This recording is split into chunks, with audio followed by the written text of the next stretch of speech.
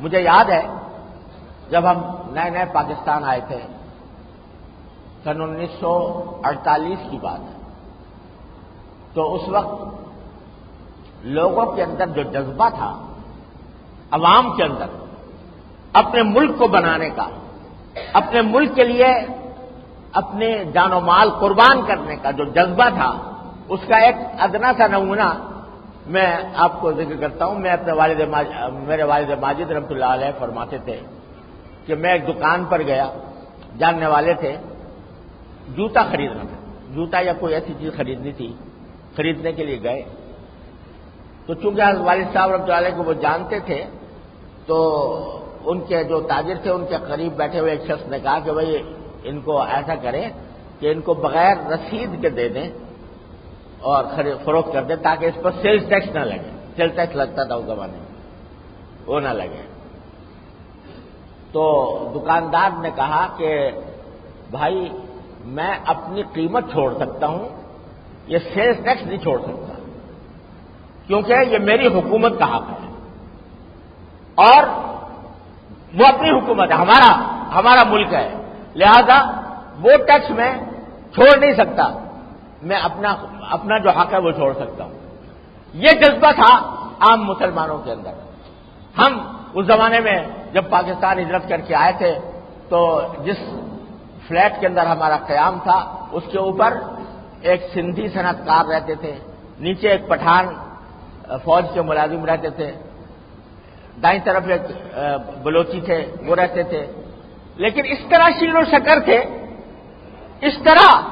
باہمی محبت اور مودت کا معاملہ تھا کہ ہر ایک دوسرے کو اپنے خاندان کا حصہ سمجھتا تھا۔ لیکن چونکہ دشمنوں کو یہ بات نہیں بھاتی کہ مسلمان اکٹھے ہو کر زندگی گزاریں اور متحد ہو کر رہیں، لہذا ملک کے اندر کبھی فرقہ واریت کا سیلاب امڈ پڑا۔ جب شروع میں ہم آئے تھے تو اس وقت میں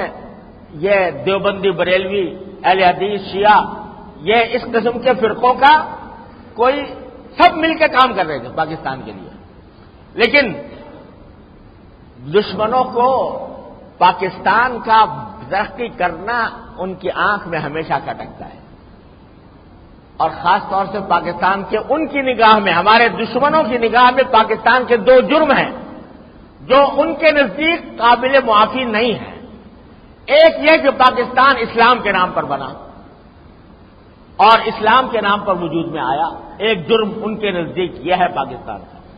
اور دوسرا جرم یہ ہے کہ یہ ایٹمی طاقت بن گیا۔ یہ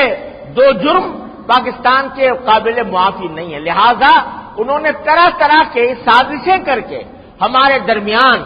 خانہ جنگی کی فضا پیدا کرنے کی کوشش کی ہے، کبھی فرقہ واریت کی بنیاد پر کہ یہ سنی اور یہ شیعہ، یہ دیوبندی، یہ بریلوی، اور کبھی لسانی بنیاد پر کہ یہ پنجابی، یہ پٹھان، یہ بلوچی، یہ مہاجر، یہ سندھی،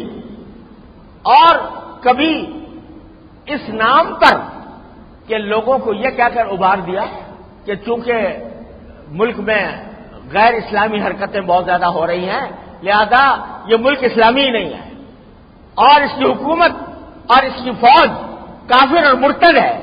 لہذا اس کے خلاف ہتھیار اٹھانے چاہیے، اور اس کے نتیجے میں خانہ جنگی کی فضا پیدا کر دی گئی ہے۔ یہ سارا کچھ